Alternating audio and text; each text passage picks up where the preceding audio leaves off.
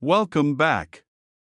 Today we're diving into one of the most terrifying and least known disasters of World War II, not caused by enemy guns or torpedoes, but by nature itself. This is the story of Typhoon Cobra, the storm that sank an American fleet. December 1944. The Pacific War is reaching its final, brutal phase. Admiral William Bull Halsey commands the U.S. Third Fleet, a massive armada of destroyers, cruisers, battleships, and aircraft carriers striking Japanese positions across the Philippines. The men have faced kamikaze attacks, mines, submarines, but nothing would prepare them for what was coming. On December 17, the fleet was refueling east of Luzon.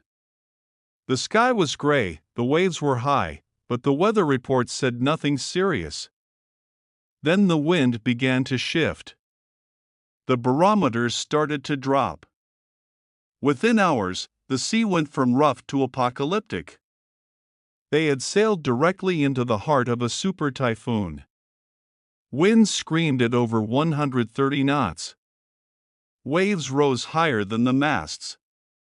The fleet scattered in chaos as walls of water crashed down on ships weighing thousands of tons. Planes were ripped from carrier decks and hurled into the sea. Destroyers rolled at impossible angles, their engines flooding, their decks vanishing beneath the waves. Men clung to rails as rain slashed like bullets and the sky disappeared. The destroyer USS Hull was one of the first to go. Overloaded with fuel, she rolled hard to port and never came back.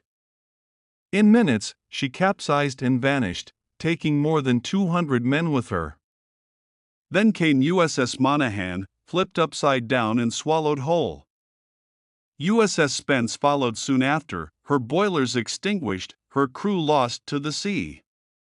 Even the giant aircraft carriers USS Monterey and USS Cowpens nearly met the same fate, battered by the storm until fires broke out on deck. One of the officers fighting those fires was a young future president, Gerald Ford, who barely survived as the ship nearly rolled over. For 3 endless days, the storm raged. Men were swept overboard, ships drifted helplessly, and communication broke down completely. No enemy in sight, just the relentless fury of wind and water. By the time the sea calmed, the Third Fleet was shattered. 3 destroyers gone. 9 other ships severely damaged. 146 aircraft destroyed. Nearly 800 sailors dead, more than many naval battles combined. When Admiral Halsey saw the reports, he was silent for a long time. He had led men through fire, but never through this. The Navy held an investigation, but there was no one to blame except the storm and the arrogance of believing even the strongest fleet could defy nature. From that day on, the U.S. Navy created a new branch of meteorology dedicated to storm tracking. The lesson was burned into history: the sea is the greatest enemy of all.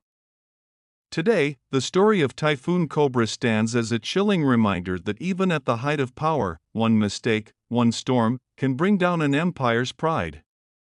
The ocean does not care for ranks, or ships, or wars. It only takes what it wants, and on that December week in 1944, it took an American fleet. As dawn broke after the storm, the survivors emerged onto decks torn apart by chaos. The once mighty fleet of steel and precision looked broken, decks twisted, antennas snapped, aircraft tossed overboard like toys. Oil slicks stretched for miles across the gray Pacific, dotted with wreckage and the faint shadows of lifeboats. For many sailors, the ocean that had always carried them now felt like an open grave. Ships searched desperately for survivors from the destroyers Hull, Monaghan, and Spence, but the sea offered little mercy. The few men who had managed to escape floated for hours, battered by waves, burned by oil, clinging to debris while sharks circled below. Only a handful were found alive. When Halsey's fleet regrouped, silence hung over the radios. These were veterans, men who had fought through the Philippine Sea and Leyte Gulf, yet nothing had ever shaken them like this. Typhoon Cobra had shown them that no enemy shell or torpedo could compare to the sheer, mindless power of the ocean itself. Halsey ordered a head count. Reports came in slowly.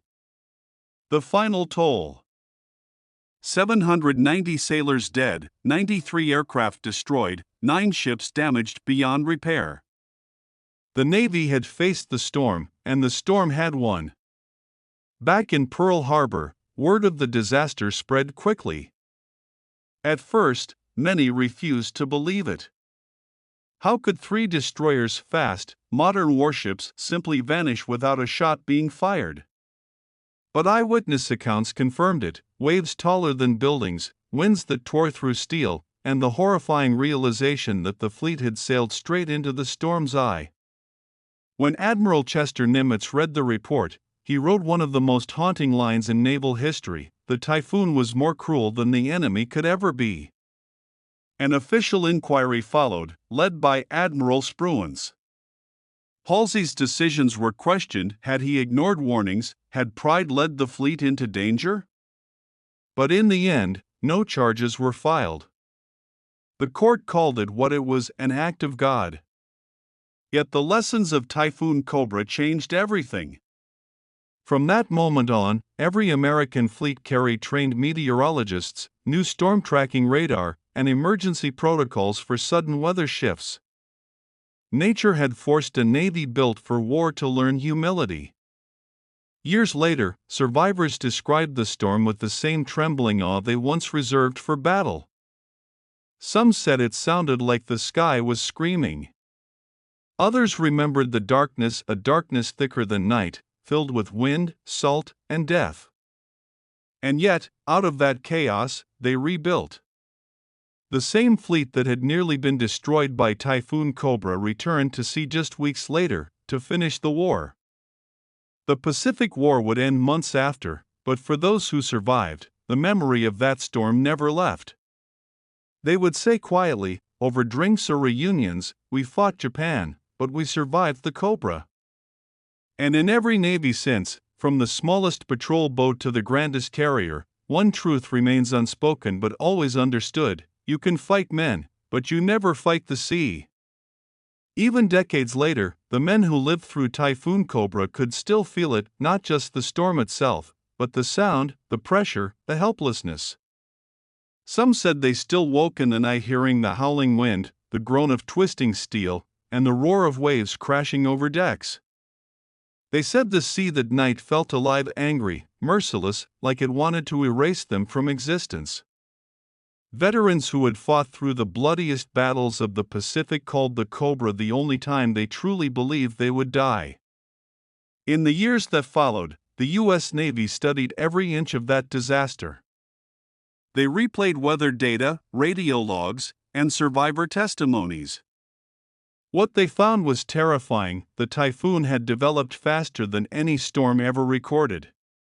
Its pressure dropped to one of the lowest points in Pacific history, creating waves so massive they could lift an aircraft carrier like a leaf.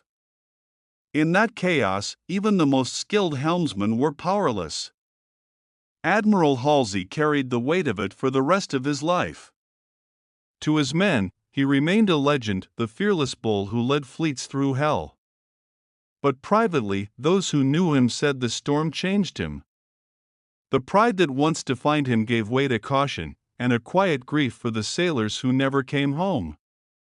Years later, when asked what the hardest moment of the war had been, Halsey didn't mention battles or victories. He simply said, "The Typhoon. The sea is the greatest enemy."